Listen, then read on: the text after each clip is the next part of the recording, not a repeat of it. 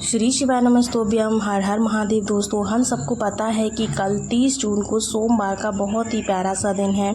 सोमवार का दिन महादेव का दिन होता है और आपके इस दिन पे गुप्त नवरात्रि भी पड़ रही है। आप सभी को खाली जगह वाला उपाय ज़रूर से करना चाहिए। जो भी व्यक्ति इस उपाय को अपने घर पर करता है, महादेव नंदी बाबा पे बैठ कर के उसके घर पर ज़रूर आते हैं। ये उपाय बहुत ही अलग है, बहुत ही प्यारा सा है, तो समझने की पूरी कोशिश करिएगा ताकि आपको सभी चीज़ें बहुत अच्छे से समझ में आ सके। अगर उपाय आपको पसंद आता है तो आप वीडियो को लाइक ज़रूर कीजिएगा, क्योंकि इस वीडियो में आपको पूज्य गुरुदेव के बताए गए सभी उपाय बताए जाएंगे जो कि उन्होंने हाल ही की कथा में बताए हैं।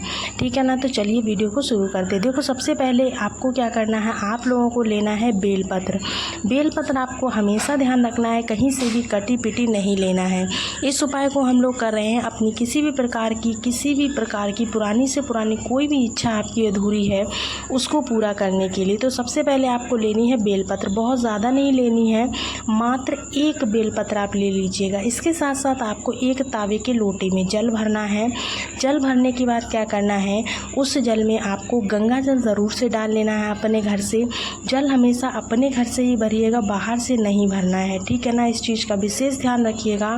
अब आप इस कलश को उठाएंगे। इस कलश को उठाने के बाद पहुंच जाना महादेव के शिवलिंग के पास में। अब सवाल आपका आता है, ये उपाय हमें मंदिर में करना है या घर में करना है? तो वो आपकी इच्छा है, आप चाहे तो मंदिर में कर सकते हैं, चाहे तो घर में कर सकते हैं। हम सबको पता है कि महादेव का जो पूरा परिवार होता है वो आपको कहाँ पर मिलेगा, महादेव की शिवलिंग के ऊपर विराजमान होता है। तो शिवलिंग पे कौन कौन से स्थान होते हैं आपको मैंने पहले भी कई वीडियोस में बताया है। पहला स्थान भगवान गणेश का होता है, दूसरा कार्तिकेय का, तीसरा माता अशोक सुंदरी का, चौथा माता का कटी भाग होता है, पांचवा शिवलिंग स्वयं होता है। सभी को मालूम है। तो सबसे पहली चीज़ आपको क्या करना है, जो माता का कटी भाग होता है ना, उस कटी भाग पर क्या करना है, उस कटी भाग पर आपको जाकर के जो बेलपत्र आपने ली हुई है, जो बेलपत्र आप घर से लेकर जा रहे हैं, उस बेलपत्र को उस कटी भाग पर आपको समर्पित करना है। कैसा समर्पित करेंगे, सीधा समर्पित करेंगे। शिवलिंग पर उल्टा बेलपत्र समर्पित करें, और जब और कहीं स्थान पर करें तो शिवलिंग पर हमेशा सीधा बेलपत्र आपको समर्पित करना होता है। ठीक है ना। अब आपको क्या करना है, देखिए, अब आपके पास भी बचा हुआ है जल।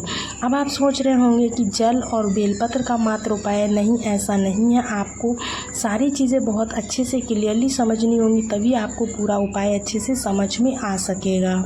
इसके साथ साथ दोस्तों, आप जो भी पूजा की सामग्री लेकर के गए हैं, उस पूजा की सामग्री को आप भगवान महादेव पर समर्पित करिएगा। साथ ही साथ उस बेलपत्र को कटी भाग पर आपको समर्पित करके महादेव की शिवलिंग के 5 स्थानों पर आपको जल समर्पित करना है। सबसे पहला जल भगवान गणेश के स्थान पर, दूसरा कार्तिकेय भगवान के स्थान पर, तीसरा आपको माता अशोक सुंदरी के स्थान पर, चौथा जो है आपको कटी भाग पर, पांचवा आपको शिवलिंग पर जल समर्पित करना है। ध्यान रखिएगा, जब भी आप शिवलिंग पर जल समर्पित करते हैं तो उसकी धार को तोड़िएगा नहीं, क्योंकि टूटी हुई धार का शिव जो जल होता है वो महादेव ग्रहण नहीं करते हैं। इस चीज़ का विशेष ध्यान रखिएगा। तो आपको ये चीज़ें ध्यान में रखते हुए इस उपाय को करना है। ठीक है ना दोस्तों। तो होप सो आपको पहला उपाय बहुत अच्छे से क्लियरली समझ में आया होगा। इसके बाद में आपको क्या करना है, वहाँ पर बैठ करके महादेव से अपनी मनोकामना, अपने मन की इच्छा बोलते हुए प्रार्थना करनी है कि हे महादेव, मेरी जो भी मनोकामना है, जो भी इच्छा है, उसको ज़रूर से पूर्ण कीजिएगा। कल सोमवार का दिन है, साथ ही साथ गुप्त नवरात्रि है, तो ऐसे में आपके द्वारा किया गया ये उपाय आपके लिए वरदान साबित हो सकता है। चलिए बढ़ते हैं अपने आज के दूसरे विशेष उपाय की तरफ। दूसरा उपाय आपको कब करना है और कैसे करना है।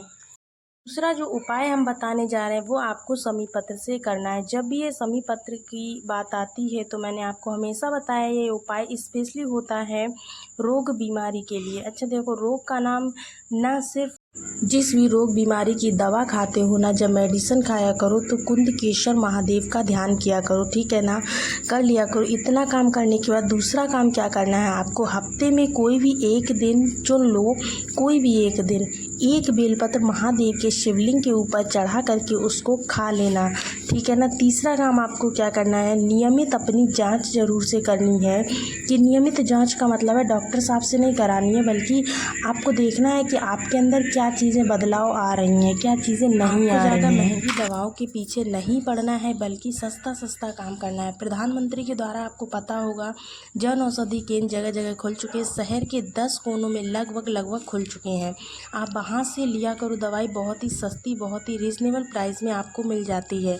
अब आपको क्या करना है, कोई भी मेडिकल स्टोर पर जाकर आप पूछ सकते हैं, आपको सारी जानकारी मिल जाएगी। अब देखिएगा दोस्तों, इस उपाय को करने के लिए आपको क्या करना है, बहुत ही सिंपल सी बात है। देखिए, उपाय करने के लिए आपको समी पत्र लेना है। समी पत्र का उपाय मैंने कई बार कई वीडियोस में बता रखा है, आज फिर बताने जा रही हूँ, तो बहुत ही ध्यान से सुनिएगा। अगर पहली बार सुन रहे हैं तो फिर बहुत ही ध्यान से आपको सुनना है, ठीक है ना दोस्तों। क्या करना है आपको, उपाय करने के लिए आपको एक समी पत्र की ज़रूरत है। इस उपाय के लिए हम सभी को, इसके साथ में ही आप लोगों को काले तिल की भी आवश्यकता पड़ने वाली है। काला तिल लेना है। आपको पता होगा जब भी हम कोई भी उपाय रोग बीमारी का करते हैं तो काले तिल को ज़रूर लेते हैं। तो ज़्यादा नहीं लेना है, एक चुटकी आपको काला तिल लेना है, फिर तावे का लोटा लेना है, जल भर लेना है। रोग बीमारी का उपाय हम कर रहे हैं तो क्या डालेंगे, गंगा जल ज़रूर से डाल लीजिएगा, ठीक है ना दोस्तों। अब इस कलश को उठाइएगा और पहुंचना है महादेव के शिवलिंग के पास में। मेरी बात को बहुत ध्यान से सुनिएगा। देखिएगा, शिवलिंग के पास में पहुंचने के लिए आपको क्या करना है, कलश के अंदर जल है, आपके पास में जो समी का पत्ता है ना, उस समी के पत्ते को आपको इस जल में टच कराना है। डाल मत देना, बल्कि टच कराना है सिर्फ, और हटा लेना है, ठीक है ना। और क्या करना है, आपको शिवलिंग के पास जाकर के, शिवलिंग के ऊपर मैंने आप लोगों को खाली स्थान बताया है जो कि माता अशोक सुंदरी वाला होता है। इस माता अशोक सुंदरी के खाली वाले स्थान पर कुंदकेश्वर महादेव का ध्यान करके जो भी व्यक्ति घर में बीमार है उसका नाम और गोत्र बोल देना।